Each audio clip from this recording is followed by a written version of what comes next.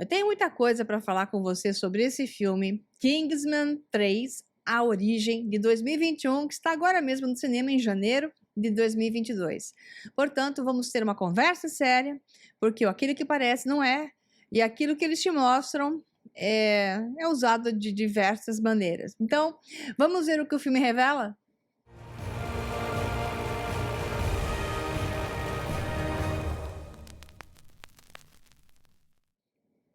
Uma pitadinha da história é assim: em 1902, o aristocrata britânico bonzinho, maravilhoso, Orlando, Duque de Oxford, sua esposa Emily e seu filho Conrad visitam um campo de concentração, anota isso no caderninho que nós vamos falar a respeito, na África do Sul durante a Guerra dos Boeres, enquanto trabalhavam para a Cruz Vermelha. Imagine você um nobre inglês trabalhando para a Cruz Vermelha.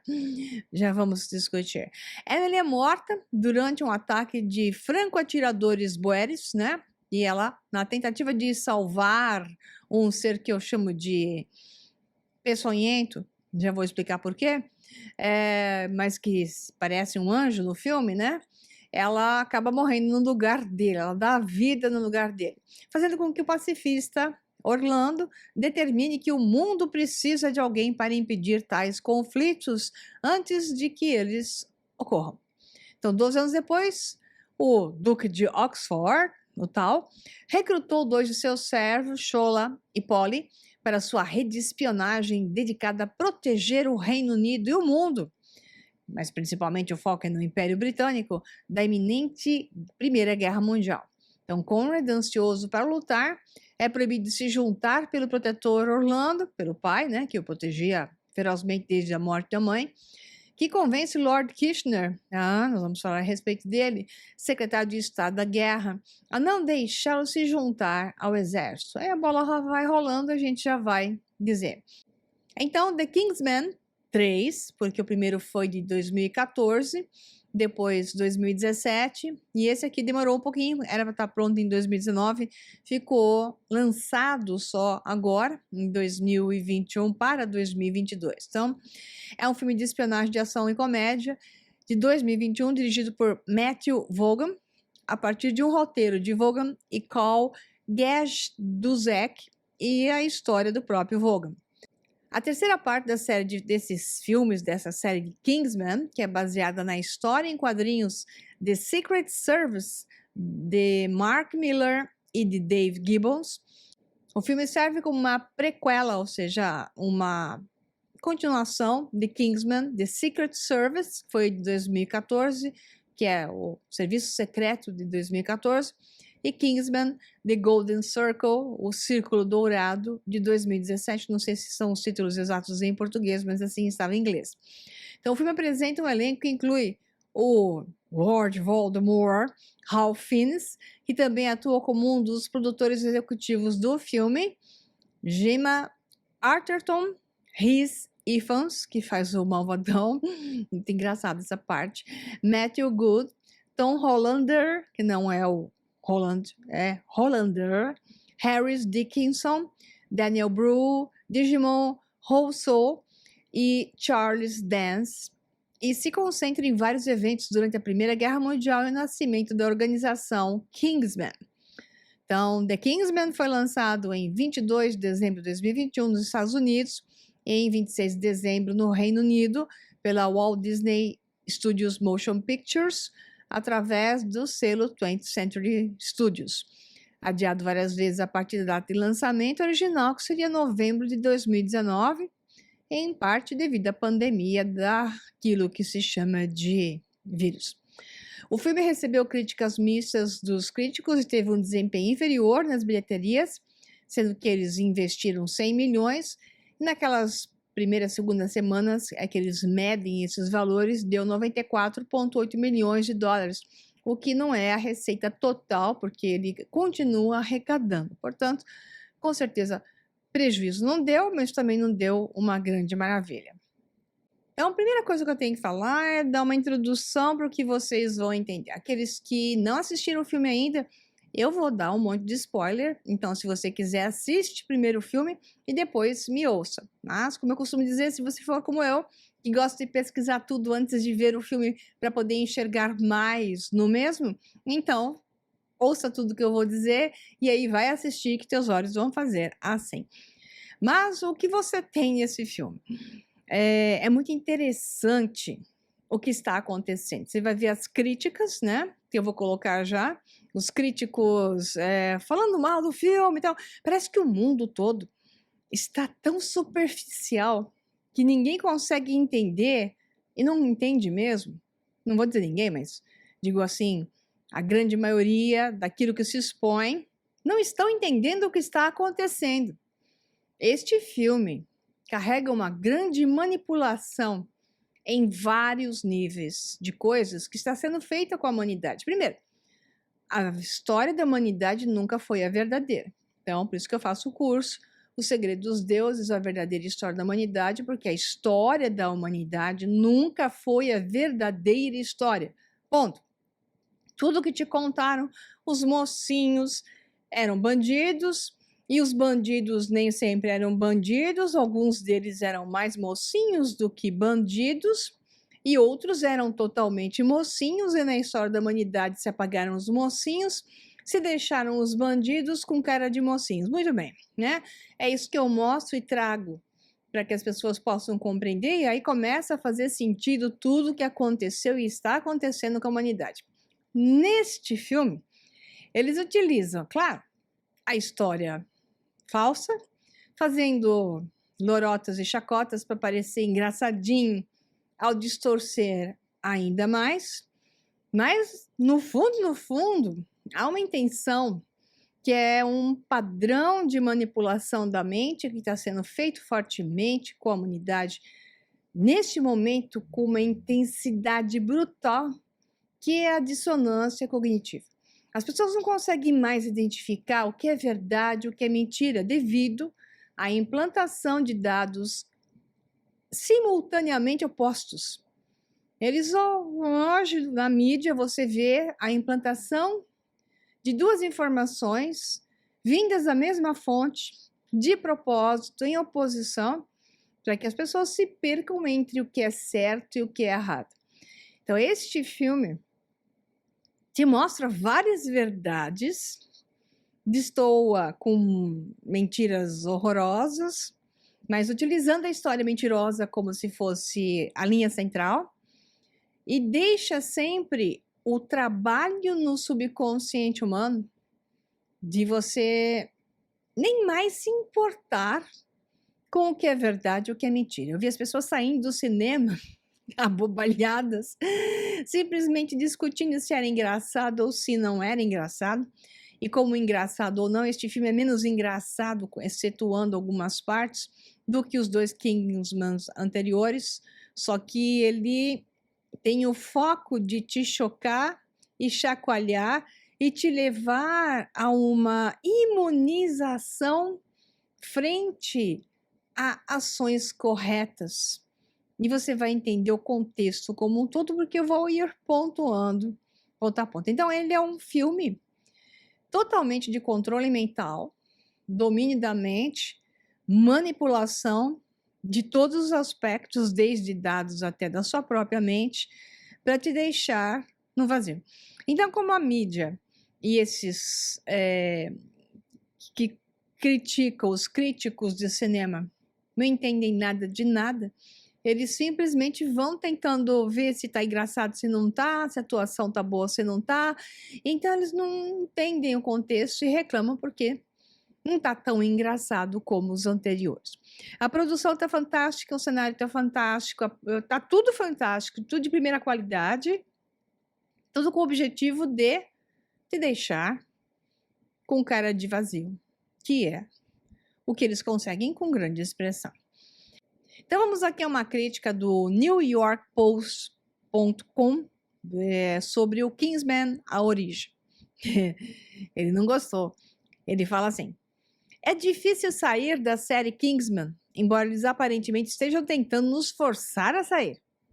Isso porque o primeiro filme de 2015, que é 2014, mas foi lançado em 2015, O Serviço Secreto, Foi uma comédia de ação quase perfeita que revitalizou o gênero de espionagem. Então o cara só quer rir no filme, é isso que ele quer, ele não quer ver mais nada, né? Engraçado, cheio de suspense e sexy, fez de Taron Egerton uma estrela que então, fora do campo esquerdo, passou a cantar Tiny Dancer, como Elton John em Rocketman. Então, veio a segunda entrada medíocre, The Golden Circle, que agarrou o humor e o ampliou a um nível ridículo. Um exemplo da loucura sem limites, Julianne Moore interpretou uma traficante internacional chamada Poppy, que é o seu segundo filme, né? Que por acaso levou Elton John como seu prisioneiro.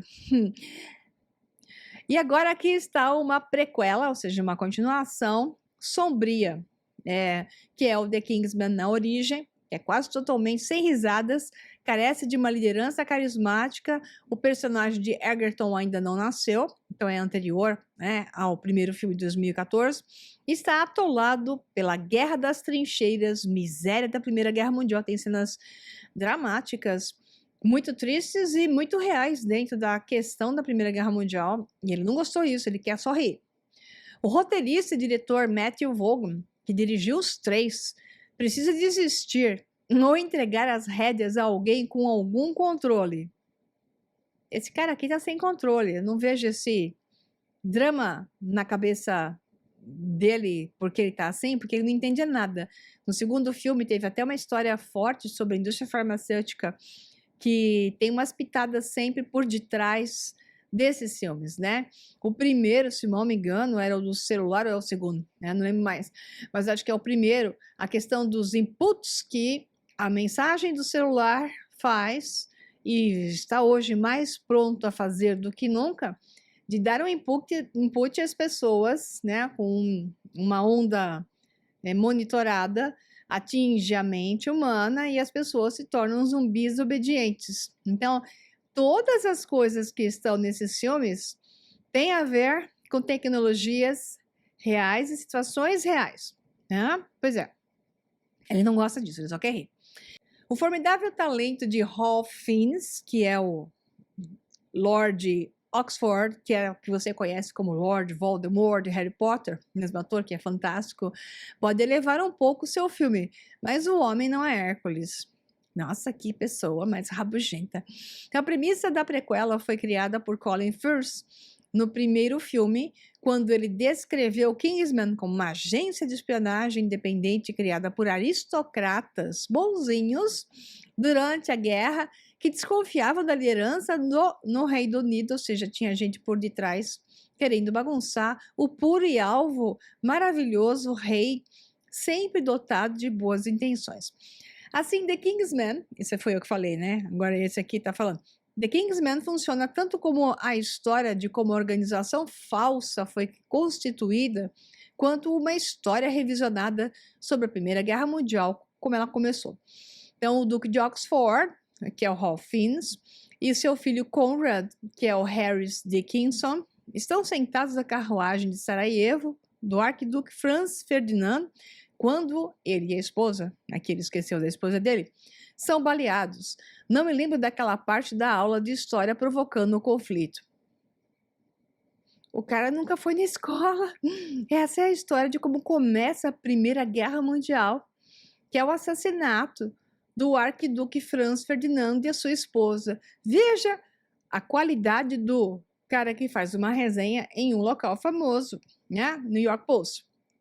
Ele diz lá, o atirador Gravilo Príncipe, Joe Basman, que é o ator que faz o papel do suposto cara que fez isso, o tal de Gravilo Príncipe, que já vou contar isso para vocês, com foco na história verdadeira, faz parte de um grupo de figuras sombrias que se sentam ao redor de uma longa mesa no topo de uma montanha, como Spectre em James Bond, uma coisa assim, porque eles repetem sempre os grupos que trabalham como se fossem por inspiração própria para tomar o mundo ou destruir o mundo, né? E, na verdade, na história da humanidade, esses grupos existem e sempre existiram e continuam existindo, mas eles não trabalham por conta própria, tem sempre alguém convocando o trabalhinho deles, né? Então, nesses filmes é sempre assim, Os malvados surgem por geração espontânea, por vontade de destruir o mundo. Então, você tem o Spectre em James Bond fazendo isso, né, que é o que ele citou aí, e nesse aqui, no Kingsman, a mesma coisa, nos três, a mesma coisa, né?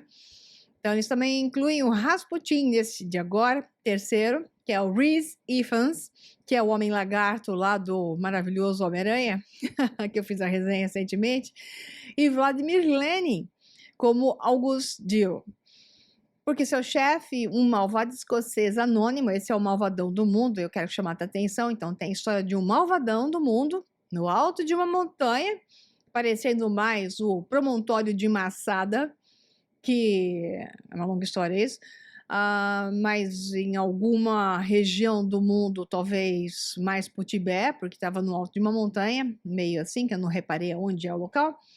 Então, querem citar uma calamidade internacional. Interessante que a história do escocês anônimo é algo para chamar atenção. Anota do caderninho que quando começar a amarrar as coisas de por que eles usaram o escocês, vai ficar um pouco engraçadinho para você, né? E muito claro. Então ele escreve assim, o rabugento aqui. Para se vingar da monarquia britânica pelo que fizeram à Escócia ao longo dos séculos. Então, supostamente, a coisa do escocês malvado, raivoso no alto da montanha do promontório, né? Tipo Massada, né? É porque os Stuart tiveram a coroa roubada pelos Tudor e então nunca a Escócia conseguiu ficar com a coroa da própria Inglaterra, a não ser em um momento específico da história do Legítimo Rei, que está o filme do Chris Pine, que é a história baseada, supostamente, na verdadeira história do rei escocês do século XIV, que é o Robert de Bruce. Então, o Robert de Bruce, aquele que tem uma estátua no castelo de Edimburgo, que eu estive lá do lado tirando fotinho dele, a estátua grande dele. Isso é a estátua do rei Robert de Bruce. Eu falei, Robert de Bruce. Então, que a gente tem na frente do castelo, na parte de baixo, exatamente a batalha onde aconteceu tanto o Coração Valente, quando ele perdeu, junto com Robert de Bruce, como quando Robert de Bruce venceu tudo naquela região que tem um alagado de pântanos, e os templários fizeram, então, o Robert vencer, e aí a Inglaterra perdeu. Mas logo em seguida, anos depois, os ingleses de novo invadiram a Escócia e deram as surras, e vem toda a história que você até tem em Outlander, né? Histórias horrorosas do século já, acho que é 18, né? Quando os escoceses perdem definitivamente tudo e teve uma batalha de Culloden, onde eles são dizimados em grande proporção. Estivemos em Culloden também. E realmente a energia lá é péssima naquele campo lá, porque foram milhares de escoceses mortos pelos fofos dos ingleses. Bom, voltando aqui ao filme, então supostamente essa é a razão pela qual eles tacaram um escocês lá, para tirar uma com a cara dos escoceses de novo. Bom, aí diz lá a resenha do rabugento. Enquanto Oxford, seu servo Shola, e a tutora de Conrad, Polly, tentam impedir que a Primeira Guerra Mundial saia do controle, ele vai para as trincheiras, o Conrad, né? Então, essas sessões de campo de batalha são o lado B de 1917, não? Foram muito bem feitas e bem representadas, diga-se passagem, né? Então, eu acho que é uma das partes que faz pensar um monte em relação àquilo que eu vou comentar já saindo da resenha do rabugento aqui. Então, a cena mais divertida, diz o rabugento aqui, é com Rasputin, que Ifans, né, interpreta como um nojento e carismático, mais mágico, de um Rasputin que domina a dança, o espadachim e a cabeça dos Romanov. Bom, parte disso é verdade. Em um momento profundamente desconfortável, ele lambe febrilmente o ferimento de bala de Oxford para curá-lo. O Rasputin faz isso e gera uma hipnose, e se diz que realmente Rasputin curava, né?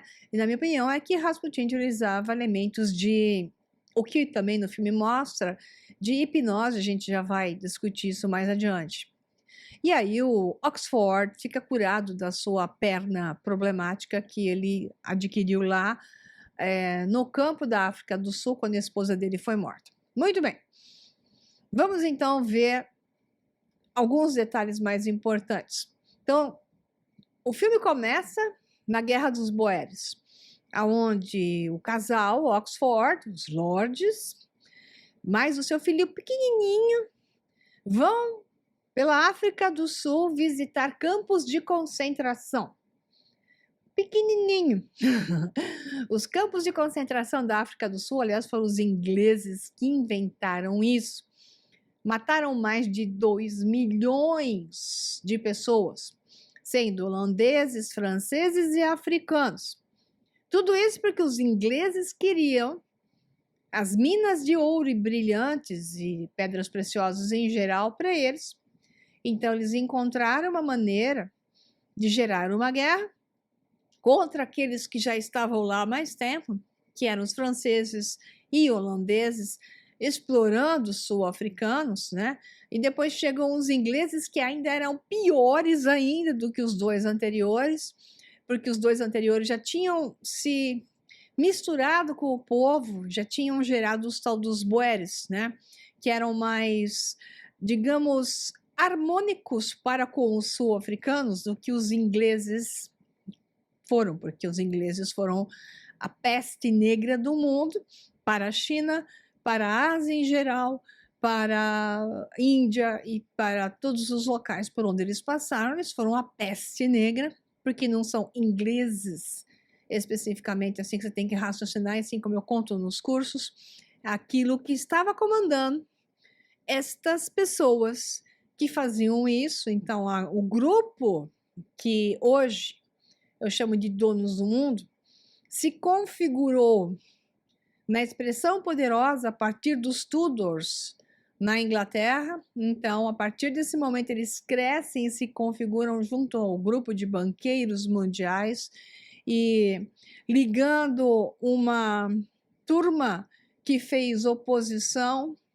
àqueles reis e rainhas que não tinha nada de bonzinho, nunca tiveram, de outras regiões que não estavam consolidados com eles. Então, eles foram criando opositores, criando guerras, derrubando essas turmas e invadindo essas regiões unicamente para esmagar, matar, destruir e extorquir. Lindos, maravilhosos, essa é a verdade, né? Aliás, nada disso mudou, porque é essa turma que domina o mundo hoje. Voltando. Um resumo rapidinho aqui da Guerra dos Boeres. Então, foram 2 confrontos armados, teve 2 guerras principais em 2 estágios na África do Sul, que opuseram os colonos de origem holandesa e francesa, chamados Boeres, ao exército britânico, que pretendia se apoderar das minas de diamante e ouro, conforme eu falei recentemente, encontrados naquele território. Em consequência das guerras, os Boeres ficaram sob domínio britânico, porque perderam, né?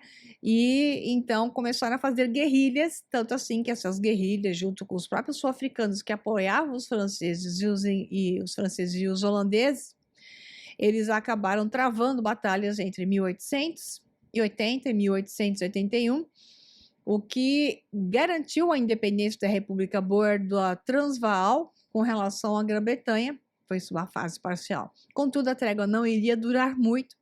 Em outubro de 1899, o constante aumento da pressão militar e política britânica incitou o presidente do Transvaal, Paul Kruger, aquele nome do Fred Krueger, você sabe do filme, né? Não é à toa que esse Paul Kruger era igualzinho, fazia as mesmas coisas horrorosas e foi matando para tudo que é lado, né?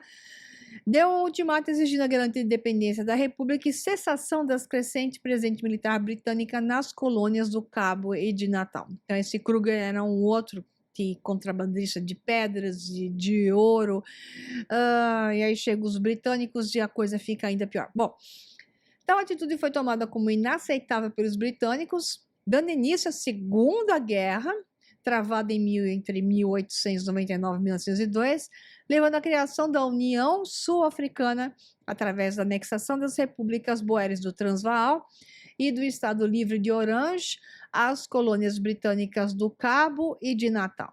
Então, essa é uma pitadinha e é onde você tem o general inglês principal que comandou todos esses assassinatos e roubos de terra, de ouro e de pedras preciosas, que foi o general Kitchener. Lembra muito o nome daqueles da Argentina, os Kirchner. Na verdade, é só pronúncia, porque é Kitchener ou Kitchener. Eu não duvido que eles tenham relações na árvore de descendência oficial ou extraoficial, porque é assim que se comanda na história da humanidade. Os filhotes cruz credo, oficiais e os extraoficiais, vão sendo colocados na linhagem sanguínea para continuar a fazer o serviço sujo. Muito bem. Então aqui eu tenho até uma imagem de mulheres e crianças, boeres estavam nos campos de concentração e foram isolados, brancos, negros, todos misturados, e foram deixados morrer de fome e de doenças. Essa história da Cruz Vermelha e lá do Lorde inglês querer cuidar dos boeres não é verdade. Crianças, mulheres, tudo morreram por volta de 2 milhões ou mais. Quando o número é oficial, que é esse, pode ter certeza que é bem maior, porque eles foram trancados para morrer. Entenda. Depois fala de outros que fizeram campos de concentração e esquece dos inventores dos campos de concentração, que foram os ingleses. Bom, ele foi chamado de o carniceiro sul-africano e fica muito engraçado colocá-lo ali no filme. Não é nada engraçado, é só uma expressão. Colocar ali no filme como se ele fosse um bonzinho que estava lá cuidando dos que estavam num campo de concentração, que eram os malvados, que estavam defendendo as suas terras e os seus bens, os seus direitos, o seu ouro e seus diamantes e suas terras, que estavam sendo usurpadas pelos ingleses, e ele que estava usurpando tudo, fica com o papel do bonzinho, né? Então essa Emily que morre se jogando na frente do Kitchener, é a mãe do Conrad, diz: então eu e seu pai nos alistamos da Cruz Vermelha para ajudar os outros, diz ela. Ela diz para ele que os nobres ingleses tinham obrigação de fazer o bem para as massas. Então tem algumas conversas aqui que eu fui anotando, porque essa parte que o outro diz que não é hilária, é extremamente hilária para quem tem conhecimento da história. Então, o filho quer ir para a guerra, depois que passa um tempo, né? Ele já cresce e ainda tinha uns 17 anos, lutar ao lado do ilustre general Kitchener, o santo. Então, ele pensa como massa esse rapaz. Ele quer servir o país, não imagina que ele vai ser morto na guerra, ou não imagina a hipótese de morrer na guerra, ou ainda mais ele não imagina a hipótese de estar matando inocentes lá do outro lado, que foi o que ele fez. Tem uma cena muito forte, quando ele está no campo de batalha, que então ele resolve fazer a burrice de defender o seu país, e eu já comento isso, né? Essa história de defender o seu país do ataque dos alemães malvados da Primeira Guerra Mundial, e ele vai na batalha, tá lá na frente, nas trincheiras, e começa uma matança de um matando o outro, e de repente, a cena é muito forte e chama muita atenção. Você vê o rosto do Conrad, um jovenzinho de 18 anos, e o rosto de um alemãozinho, rosto de 18 anos também, pedindo para ele que não o matasse. 2 inocentes, vamos dizer assim, porque o problema não é no povo, o problema está nos caras lá em cima, que eu já vou chegar nesse nível de discussão com você. Esses caras lá em cima, que estão trabalhando por um grupo central, que quer que as pessoas realmente se matem, eles têm prazer em que se matem, e prazer nos jogos vorazes. Eles se divertem com os jogos vorazes. E você já vai entender porque eu estou falando em jogos vorazes, tá? Eu estou indo devagar com você. E aí você vê dois rostos de gente que nunca deveria estar se matando. E o Conrad vai e corta o pescoço do coitadinho do alemãozinho que pedia para que ele não cortasse o pescoço dele. E você fala assim, o Conrad é um herói? Não, o Conrad é um assassino. Como toda pessoa que vai numa guerra matar um outro, não é herói, é assassino. Porque essas pessoas que estão indo numa guerra matar os outros iguais a eles, são retardados mentais e assassinos. Estão completamente adormecidos em relação à verdade. Eles não têm que matar o outro igual a eles. O povo não tem que matar o povo. O povo tem que cortar o pescoço dos líderes. Porque são esses filhos da égua que querem que o povo se mate. Mas o povo obedece esses filhos da... Você já entendeu? Como se eles fossem deuses, falando colocações inefáveis de verdades e de que eles nos lideram e que nos dizem as coisas como deve ser e a gente obedece. Eles são os filhos da... Desculpa os palavrões que eu não disse, mas eu deixei claro. Então o povo vai e mata o outro do povo. Cadê o cérebro? Então é um absurdo que as pessoas, a massa, depois de tanto tempo de história da humanidade, não se dê conta que tudo que esses caras lá de cima, os poderosos querem, os reis, as rainhas, os presidentes, os governadores, querem que você se mate, você se morra. E mate os outros e morra junto com os outros. Ninguém está aqui para te salvar. A humanidade foi jogada de um lado para o outro, como máquina mortífera e seres assassinados. É dramático isso? O filme mostra claramente isso. E assim mesmo as pessoas não enxergam. Neste momento, o filme é perfeito. Ele mostra isso com perfeição. A idiotice, imbecilidade do rapazinho querendo ser um herói de uma guerra que você já vai entender em contexto que eu vou poder te dar aqui. Ai, ai, ai, ai. Se eu pudesse abrir o cérebro das pessoas para elas entenderem, né? Aí o Lord Oxford diz para o seu filho, antes dele ir para a guerra, sabe, Conrad? Não, essa parte é engraçada. Ele quer fazer o filho acreditar que hoje os nobres que estão na realeza britânica são seres bons com boas intenções. É o que as pessoas, a massa, o Conrad é a massa. Então, o que vem da realeza, da rainha da Inglaterra, que vem dos nobres, do presidente, né? Pode roubar à vontade, não importa. Né? Veio do presidente, o Papa, a história da Igreja Católica, a história do assassinato brutal ao longo da história. Milhões foram assassinados graças à Igreja Santa Madre Igreja. Não, mas o Papa é santo. Então as pessoas não raciocinam e por detrás do poder existe só uma coisa: condicionamento, morte, obediência e extorsão, uso, escravidão. Não tem outra coisa fora do poder. É isso que é o poder, né?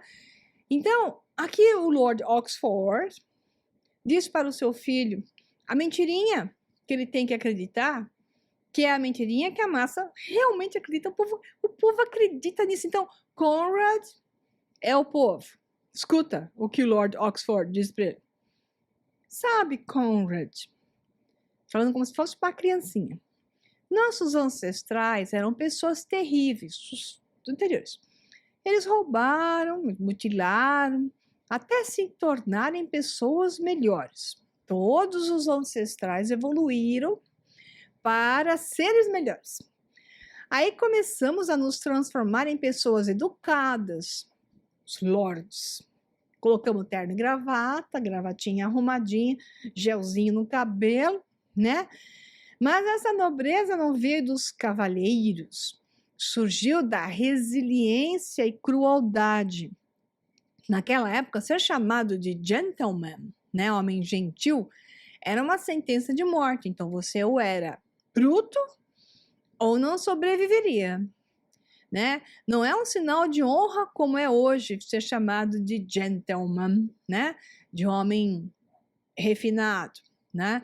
Aí ele diz: nós somos os Oxfords, nós não somos ladrões. Então ele diz isso, né? É que esses que são os engomadinhos hoje, como é o caso do rei atual da Inglaterra, o George, eles têm que ser acreditados como sendo bonzinhos. Que lindo! Muito bem. Vou contar para vocês, então, como uma história interessante, um trechinho sobre o suposto padrão do assassinato do arquiduque Ferdinando, da Áustria, e sua esposa Sofia. Então, ele era o herdeiro presuntivo do trono austro-húngaro. Eu quero que você preste atenção, porque não é a história que te contam, eu vou pegar o que se conta e eu vou adicionar, tá? E a sua esposa Sofia, que era a duquesa de Hohenberg, né? E foram assassinados em 28 de junho de 1914 pelo estudante sérvio bósnio Gravilo Princip. Então, ele foi baleado a queima-roupa enquanto passava por Sarajevo. Então, você tem o estilo presidente Kennedy, que é o mesmo padrão, estava incomodando, porque ele estava, o Império Austro-Húngaro, ele era, então, o que você tinha como, é difícil explicar isso para você, você tinha duas versões de Império Romano na época.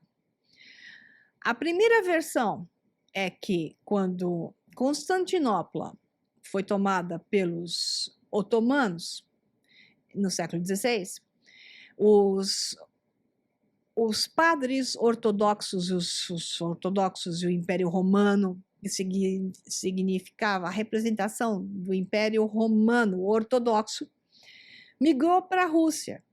E aí você tem o czar russo em cima dessa mistura, que era o Império Romano do Oriente, que se estendeu então para aquilo que se configurava agora, começava a configurar como um império eurasiano poderoso e crescente.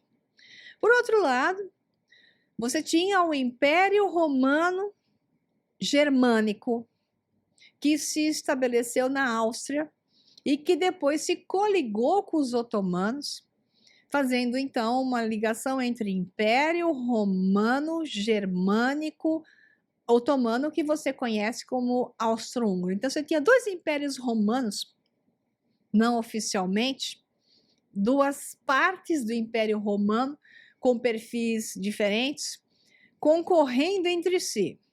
Ok, vamos por partes. E você tinha a turma que sempre quis derrubar o Império Romano, que vem desde a antiga Veneza, que criou os otomanos e depois os queria derrubar, que é o caso agora, porque se transformou em um outro império, que é o Império Britânico. Então você tinha o Império Britânico, o Império Austro-Húngaro, Otomano, né? E tinha Hungria Otomano, que é o caso, estava a Hungria junto, e tinha a Rússia com uma oposição. Então, três coisas grandes não poderiam existir. Então, quem era o mais poderoso? Quem seria mais poderoso seria o que conseguisse corroer por debaixo. E esses eram os britânicos, que não são britânicos, que não dá para te explicar tudo.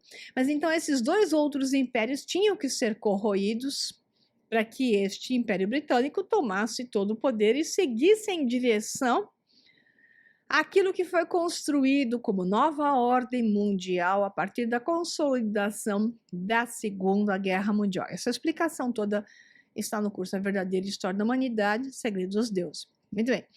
Portanto, aqui nesse filme eles mostram que os ingleses estavam querendo proteger o arquiduque Ferdinando da Áustria.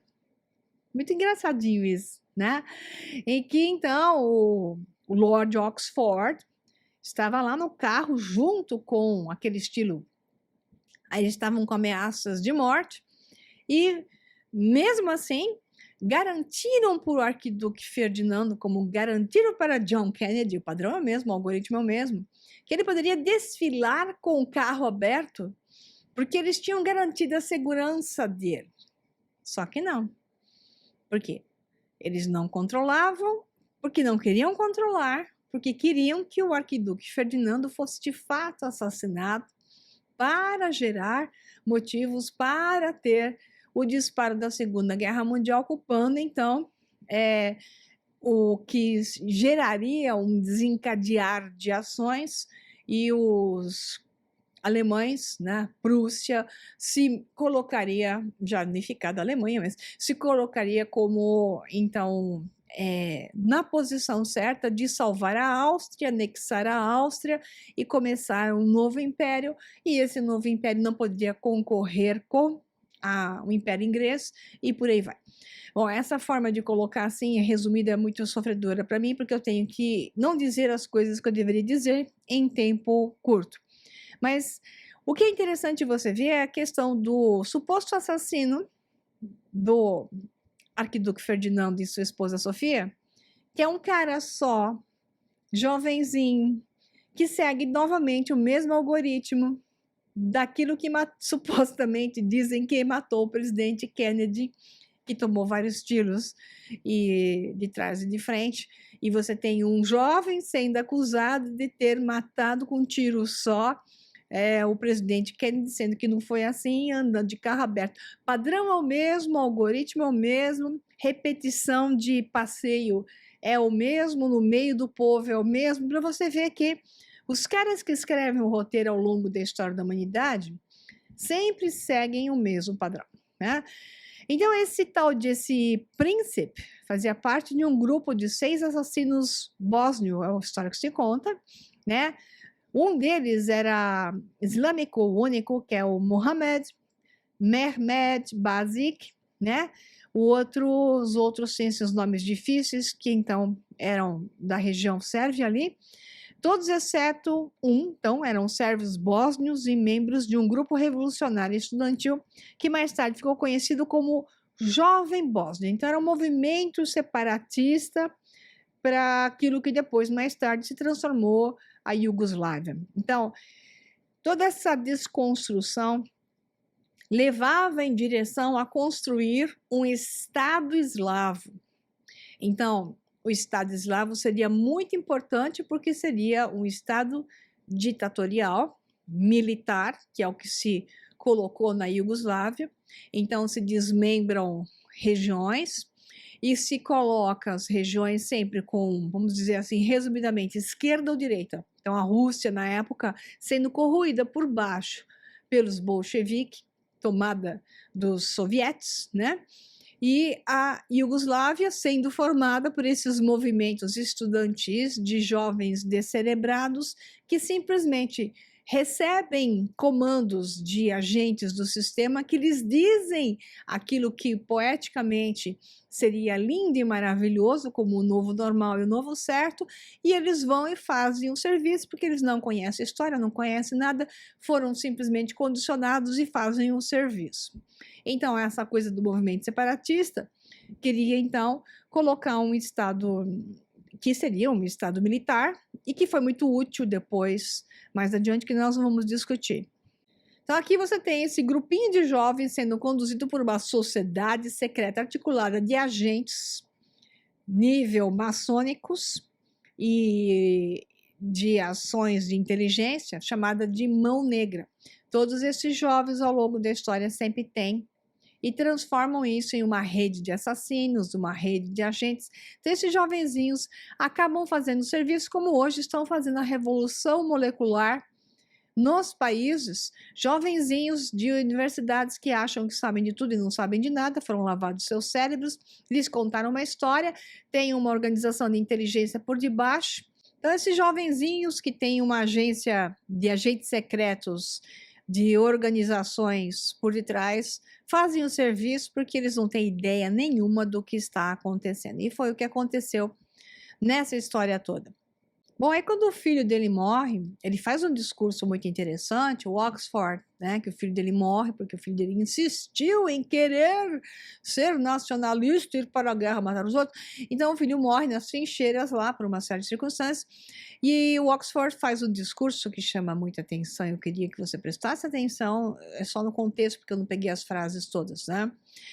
Onde ele fala: o qual viu é convencer os jovens de morrerem na guerra, vender ideias de patriotismo, heroísmo, que no fundo leva ao quê? Matar o adversário.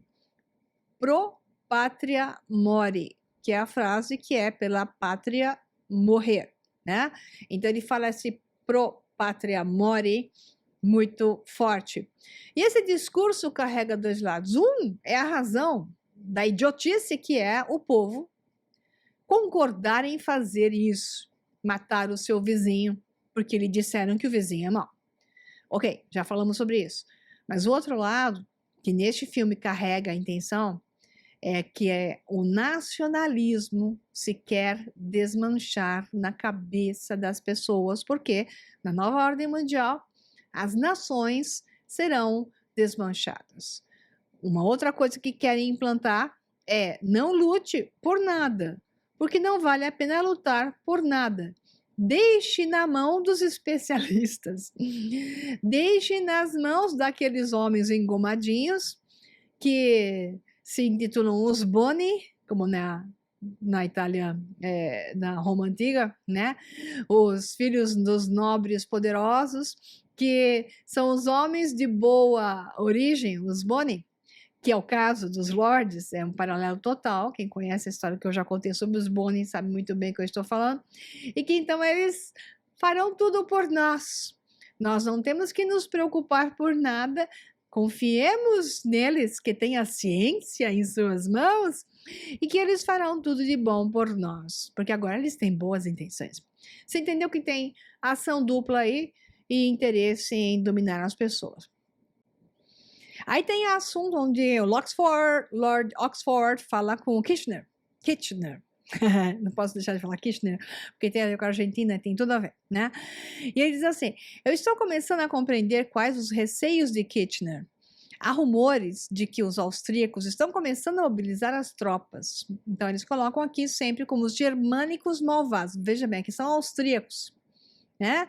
Mas eles colocam como sendo os germânicos, povos germânicos. Isso é uma intenção por detrás dos que são invejosos dos germânicos e querem assumir o seu papel sempre num processo simbiótico de consumir aquilo que este grupo de seres realizou como nação e homens em si, tomando o seu lugar. É uma longa explicação, você não vai entender já. Mas então o que você tem aqui é que, novamente, como sempre se colocou na história da humanidade, os alemães são malvados e os outros são mártires. Isso é uma grande distorção de uma história que se vende ao longo no final da Segunda Guerra Mundial, mas vem desde a Primeira Guerra Mundial, e que é uma manipulação enorme de tudo aquilo que aconteceu, e as pessoas engolem como uma verdade inefável porque tem lords que lhe contaram que assim é. Aí o Lord Oxford diz: eles não acreditam que esse assassinato foi independente, nem eu.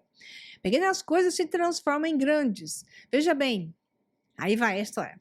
Anos atrás, havia 3 jovens primos, netos da rainha Vitória. Talvez você não saiba que o Kaiser Wilhelm, ou Guilherme, que é em português, é neto da rainha Vitória, Inglaterra. E o czar russo Nikolai também era neto da rainha Vitória. e o rei inglês George, claro, neto da rainha Vitória. Então o filme mostra uma coisa que é um triunvirato, né? De três que aqui conta como se tivessem sido criados juntos, coisa que isso nunca aconteceu. Eles se viram em alguns momentos, em alguns eventos, né? Não cresceram juntos, mas o filme coloca os três meninos que cresceram e se tornou o Kaiser alemão Wilhelm, ou seja, Guilherme em português, William em inglês, como sendo o mais egocêntrico e egoísta, o Nikolai, que era o czar russo, que é o Romanov, e o inglês George, cada um então foi assumir o seu reino, tendo que então seguir adiante. Tem dois documentários que eu recomendo você ver, estou colocando aí na tela para você, né? Aliás, são 3 vídeos que você pode assistir, nenhum deles conta a verdade, mas é para você ter uma ideia de que esses reis e essas rainhas se casam entre eles. A descendência é sempre uma só. Eles estão todos casados com primos, oficiais e extra-oficiais. Uma longa história isso. Então, quando você examina a origem desses seres, você vê sempre a mesma descendência germânica por detrás, né? Tanto que os Windsor trocaram o seu sobrenome para Windsor, porque para não lembrar que eles são descendentes de Império Austríaco, né? Germânico e austríaco. Mas deixa isso para lá. Então eles eram primos, né? Aqui tem mais umas tabelinhas mostrando a descendência deles, tanto da Rainha Vitória saíram todos eles, né? O que o filme quer te fazer entender é que George V é bonzinho e que ele sim que queria a paz, quando na verdade ele articulou todo o processo de guerra, né? Sem parar nem pôr. O Wilhelm, que é o Kaiser alemão, trabalhou o tempo todo pela paz com relação aos documentos que existem. Eu apresentei isso parte por parte e no filme eles colocam claro como sendo malvado. E o rei Nicolas, o czar, né, que é o Romanov, que no filme eles não tocam no aspecto, mostram só a imagem de leve lá do Lenin tomando posse e o czar renunciando, mas de forma nenhuma eles explicam por que o czar não queria entrar na Primeira Guerra Mundial e por que eles estavam jogando o czar realmente para que ele entrasse na Primeira Guerra Mundial o tempo todo. Por quê? Porque ele simplesmente precisava jogar o seu exército para a guerra para que os bolcheviques pudessem tomar a Rússia. Essa foi uma estratégia de tomada da Rússia. Para quê? Para que eles pudessem criar sempre os pilares de direita e esquerda brigando entre eles. Então eles estavam construindo na Primeira Guerra Mundial um padrão de direita e esquerda mundial, né? Então, o capitalismo liberal versus o comunismo, e a Rússia foi derrubada. Eu não sei se eles realmente desejavam diretamente que o czar e a família fosse assassinada, porque eles eram 3 primos que tinham combinado um jogo. Essa é a verdade. Os primos combinam o jogo e eles criam os jogos. Eu não acredito que o czar Nikolai Romanov acreditasse que ele fosse ser morto se ele perdesse, como ele perdeu os jogos vorazes, né? Mas eu acredito que os bolcheviques, então, decidiram matá-lo por conta própria, né? Porque geralmente esses caras não morrem, os da nobreza, dessa forma. Morrem os peões, os da nobreza não. O presidente é peão, entenda? Mas a realeza é que está por detrás de tudo, tá? Então, principalmente nessa época. Aí o Kitchener diz assim, nesse assunto, como aliados da Rússia, como se os ingleses fossem aliados da Rússia. Foram eles que enviaram os bolcheviques por debaixo do pano para corroer a Rússia por dentro. Mas aqui eles se dizem o contrário. Então, como aliados da Rússia, não temos alternativa alguma a não ser entrar nessa guerra. E temos sorte que o nosso rei George manterá a paz, diz ele, né?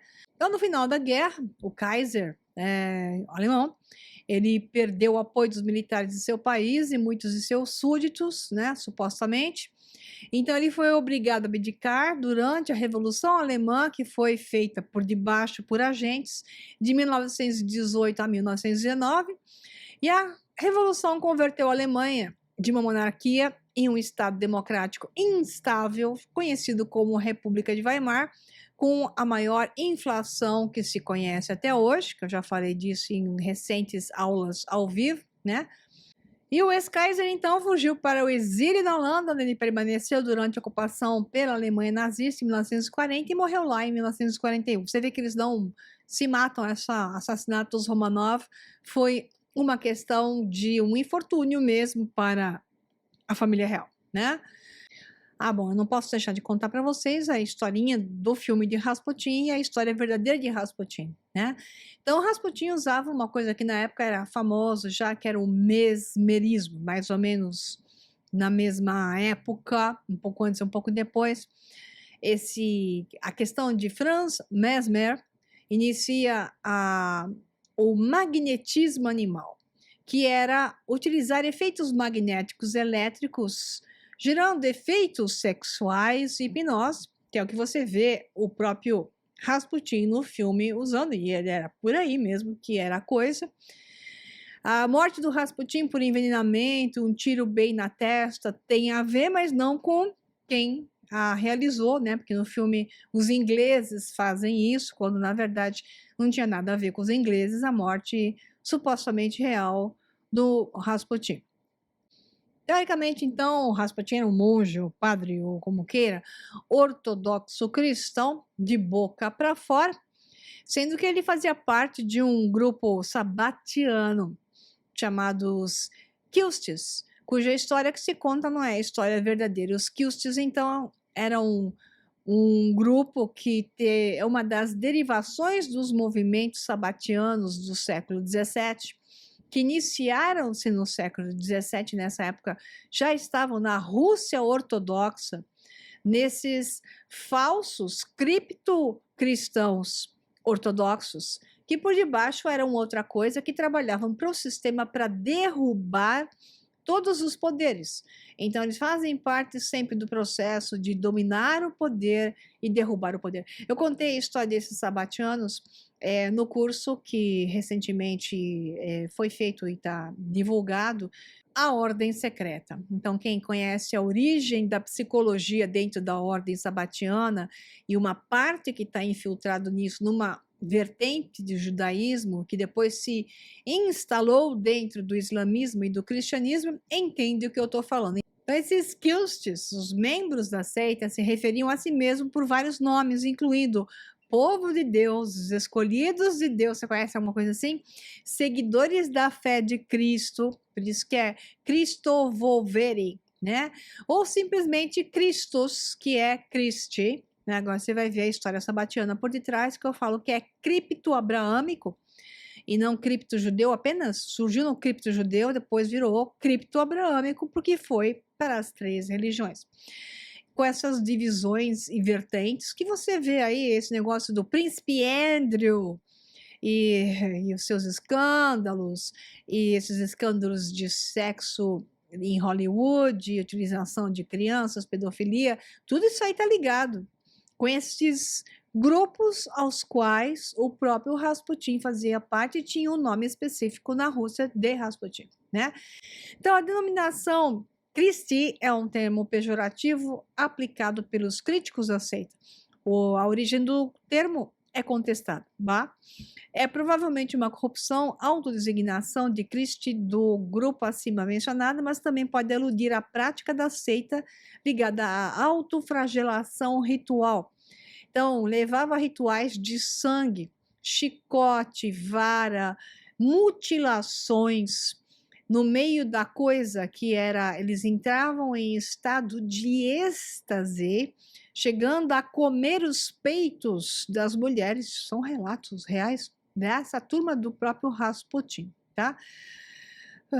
Então, de acordo com a própria tradição oral, a seita foi fundada em 1645 por um tal de Danilo Filipov, ou Danil Filipovich, um camponês de Kostroma, um soldado fugitivo, o que é uma mentira. Então, também se contesta essa história. Se sabe que essa história veio através dos grupos turcomanos que eram sabatianos, que entraram na Rússia se dizendo ortodoxos e introduziram esse grupo de ritualísticos e êxtases sexuais de bebidas e de uso desde crianças para sacrifícios de sangue, etc. Então a coisa começa com dancinha, giros estilo surf, aí mais bebida, droga, etc.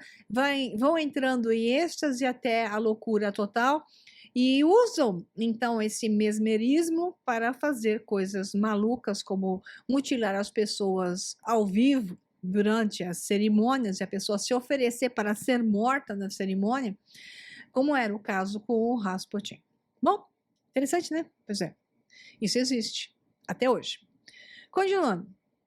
Então, a história do Rasputin com Oxford, o Rasputin hipnotiza o Lord Oxford, e esse ele diz que a intenção dele era manter o czar na guerra, na Primeira Guerra Mundial, que ele não saísse da guerra. O filme não explica por quê, ou quer te fazer entender que é porque eles queriam impedir que os alemães dominassem a Europa, quando na verdade, eu já expliquei para vocês, o objetivo dos ingleses sempre foi deslocar a força do czar para que os bolcheviques tomassem o poder. Então esse jogo que foi feito na Primeira Guerra Mundial serviu com perfeição para que eles se estendessem e tomassem a Rússia como um todo. Então, depois de formar seu próprio partido em 1912, os bolcheviques tomaram o poder durante a Revolução de Outubro na República Russa. Em novembro de 1917, a Primeira Guerra Mundial foi em 1915 a 1918. Você vê que a articulação de jogar o czar para a Primeira Guerra Mundial facilitou que os bolcheviques fizessem o que tinham que fazer e os ingleses fizeram toda a articulação com seus grupos de jogos maçônicos por debaixo, corroendo tudo e levando a população, que é muito fácil conduzir a população na direção que se quer. Então, derrubando o governo provisório de Alexander Kerensky e se tornando o único partido governante da Rússia soviética, subsequentemente, e mais tarde se transformou na União Soviética, com aí Stalin tomando outros países. Então, eles se consideravam os líderes do proletariado revolucionário da Rússia e levaram o povo russo a passar mais fome do que já tinham passado no passado e ficarem completamente emburrecidos, porque todos os que tinham cérebro ou foram mortos ou saíram correndo do país. Muito bem. Aí você tem um fechamento de cenas, né, no filme, onde mostra o czar renunciando, dizendo: confirmo a minha intenção de renunciar a meu nome em nome dos meus herdeiros, Lenin do lado dele, e aí ele sendo executado. Isso mostra tudo rapidamente, mas eles mostram. Eles inventaram que o presidente Wilson, Woodrow Wilson, dos Estados Unidos, estava contra a guerra e só ia entrar na guerra se ele tivesse uma comprovação de que realmente os alemães estavam fazendo o que estavam fazendo. Então o filho Conrad, antes de morrer, consegue a prova de que os alemães estavam fazendo o que estavam fazendo. Então Woodrow Wilson acha a desculpa perfeita para entrar na guerra. Isso tudo é articulado, tanto na Primeira Guerra Mundial como na Segunda Guerra Mundial. Os Estados Unidos sempre entram depois, quando o inimigo, que é a Alemanha, está sempre já exaurida e desgastada, entra o mais forte no segundo round para finalizar a guerra. Esse é o padrão algoritmo que eles usam de sistema hiena, né? Então, ataque tipo hiena. Aí tem a cena final, que é muito engraçada, quando o Kingsman, então Lord Oxford vence. Tem a história da cabra com o chifre cerrado, significando os maçons, com certeza, o bode, né? Então o bode acaba resolvendo o problema, o bode com o chifre cortado, que é a maçonaria escocesa, com o chifre cortado, acaba derrubando o próprio cara lá, o escocês que estava querendo tomar o mundo, né? E no final do filme eles criam uma ordem secreta que diz lá, o Lord Oxford diz: o mundo precisa de uma organização que faça o melhor para manter a paz. Que nossos filhos e amigos descansem em paz. Então, essa organização que faça o melhor para manter a paz é a nova ordem mundial, que utiliza esse sistema de agentes e agências e grupos organizados por inteligências que tomam os países, derrubam os opositores e fazem o que fazem, levando o mundo para onde está levando, que é um governo único mundial. Então esse filme é muito revelador e no final mostra um símbolo típico da nova ordem mundial. Incrivelmente revelador. É isso, pessoal. Falei bastante, né? Mas é que tem muita coisa para falar. Tem muito mais coisa para falar ainda, mas chega! E eu acho que você já pegou o principal. Então, até a próxima resenha. Um abração para você e até mais.